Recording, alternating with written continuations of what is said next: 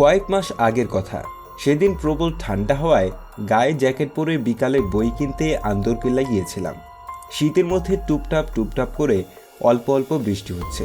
সেই বৃষ্টিতে ঠান্ডা আরও বেশি বেড়ে গেল। কিছুটা হাড় কাঁপা নিয়ে বই কিনা শেষ করলাম। আন্দরকিল্লার এদিকেই JM সেন হলে আমার এক পুরনো বন্ধু থাকে। ভাবতেছি ওর সাথে দেখা করেই যাব। ও আবার ঘর থেকে বের হতে চাচ্ছিল না, কারণ তখন প্রবাহ প্রবল অনেক শীত। আমার কথায় হার মেনে ওকে আমি ঘর থেকে বের করে নিয়েই আসলাম। ঠান্ডা ভাব দূর করার জন্য চা খেয়ে কিছুক্ষণ চায়ের দোকানে আড্ডা দিলাম। নানান রকম কথা বলতেছি মনটাকে ভালো করার জন্য। তবে চায়ের দোকানে আড্ডা ভালো না জমায় চলে গেলাম ডিসি হিলে। বেশ নিরিবিলি জায়গা। দেখতেছি কয়েকটা জুটি বেশ আড্ডাই দিচ্ছে। কেউ কেউ মোবাইল নিয়ে কথা বলছে। দেখে যা মনে হলো তা স্বাভাবিক কথা নয়, প্রেম করছে মুঠোফোনে। এসব দেখে মনটা বেশ অন্যরকম ফুরফুরাই হয়ে গেল। কি আজব পরিবেশ। শীত পড়েছে, তার প্রতি কোনো খেয়ালই নেই। পাশে দিকে ফ্লাক্স নিয়ে চাওয়ালারা চা চা করছে। কিছু দূর দেখি বাদামওয়ালা চেরাগের আগুন দিয়ে বুট বাদাম বিক্রি করছে। ওকে বললাম, চল বুট বাদাম খাই। ও আবার অনীহা প্রকাশ করলো। জোর করে বললাম, চল খাই।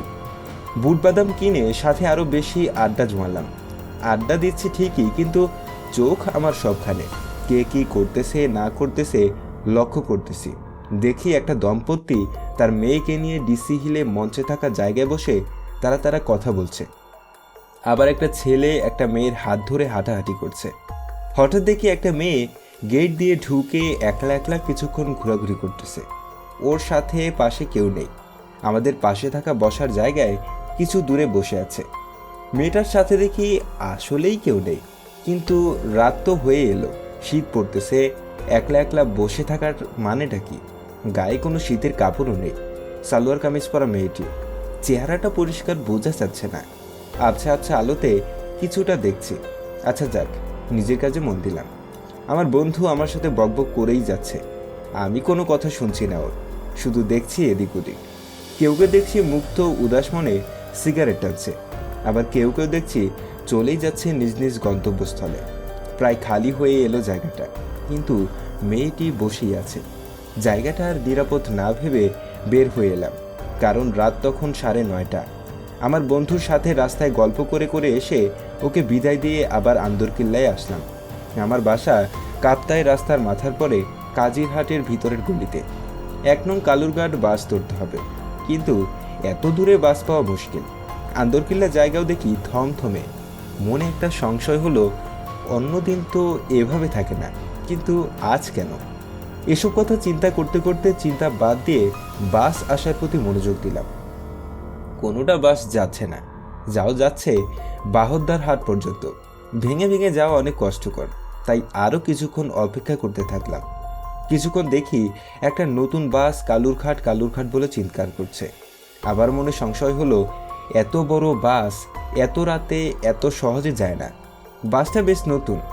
বাসে উঠে পিছনের সিটে গিয়ে বসতেই দেখি এই সেই মেয়েটি যাকে আমি একলা একলা ঘোরাঘুরি করতে দেখেছি ডিসি হিলে। কিন্তু এই মেয়েটি এই বাসে আসলো কিভাবে? এই তো নিউ মার্কেট থেকে আসছে। তাহলে মনে আমার অনেক প্রশ্ন ঘুরপাক খাচ্ছে। প্রশ্নেরা আমার কাছে আসতে আর যাচ্ছে। আজব চিন্তারা আমার পাশে এসে বসে আছে, কিন্তু না ভেবে উপায় কি? চিন্তার তো বিষয়। যাই হোক, আমি আবার সামনের দিকে ফিরে তাকালাম। বাস ছেড়ে দিয়েছে। আমি বাসের জানলার দিকে তাকিয়ে রইলাম। বাস ড্রাইভার পিছনের দিকে লাইট জ্বালিয়ে দিয়েছে। কিছুক্ষণ পর পর আমি মেয়েটির দিকে তাকিয়ে আছি। বাহ, বেশ সুন্দর তো। তখন অন্ধকারে ভালোভাবে দেখা যায়নি। বয়স আর কত হবে? আনুমানিক 20-21 হবে হয়তো। ওর দিকে না চেয়েও পারছি না। বেশ অপরূপ দেখতে, কিন্তু এভাবে তাকিয়ে থাকলে নিশ্চয়ই অন্য কিছু মনে হবে, সন্দেহ করবে। কেমন জানি দেখতে মেয়েটি। একবার তাকিয়ে থাকতে দেখলে অনেক সুন্দর লাগে, আবার আরেকবার তাকিয়ে থাকলে মনে হয় অদ্ভুত ধরনের বিকৃতির চেহারা। ঠিক তাকাতে যেন ভয় হয়। খেয়াল করে দেখি ওর চোখ মুখ জ্বলজ্বল করছে। হাতগুলো দেখতেই বা কীরকম, পুরা অদ্ভুত ধরনের। বাস পূর্ণ গতিতে চলছে। আমার তো ঠান্ডায় যায় অবস্থা। গায়ে জ্যাকেট পরেও নিস্তার পাচ্ছি না। কিন্তু মেয়েটি ঠান্ডা সহ্য করছে কিভাবে? মেয়েটির কপালে তাকালে মনে হয় ঘামের বৃষ্টি ঝরছে। এভাবে করতে করতে সব যাত্রী কোন সময় নেমে গিয়ে কমে গেছে টের পায়নি। এত বড় বাসের মধ্যে আমরা 4 জন, বাস ড্রাইভার আর কন্ট্রাক্টর, এদিকে আমি আর সেই মেয়েটি।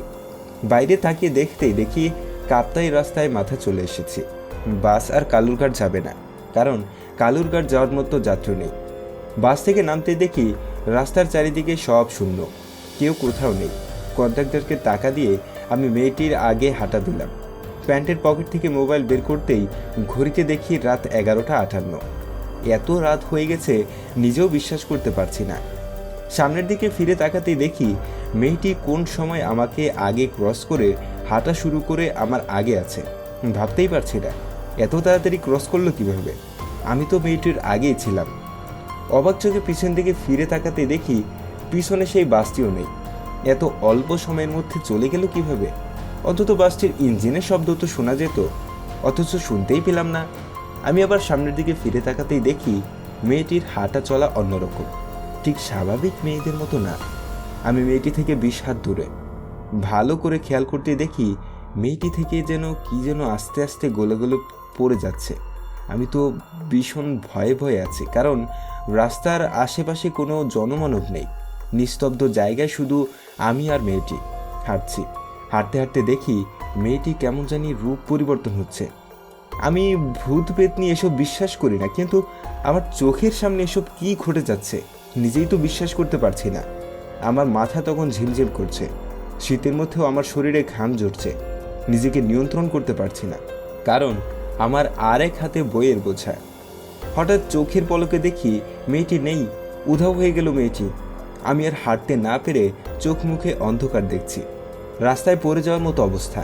আলোকিত রাস্তায় স্ট্রিট লাইটও আমাকে আলোকিত করতে পারছে না। সব কিছু যেন স্থির হয়ে আসছে, মনের দম ফুরিয়ে যাওয়ার উপক্রম। আকাশের দিকে তাকাতেই দেখি আকাশে একটা তারাও নেই, সব শূন্য।